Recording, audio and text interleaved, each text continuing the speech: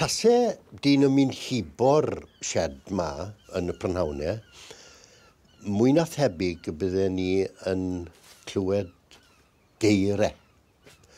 Dylan yn ynganu geirau. Oedd e'n hoffi gweithio a chlywed geiriau.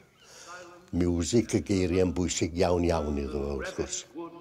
Limping invisible down to the slow black, crow black fishing boat bobbing sea. The houses are blind as moon. Wedi bod yn Halachan Roion, ond mae'r tro cyntaf i fod yn y shed ei hunan.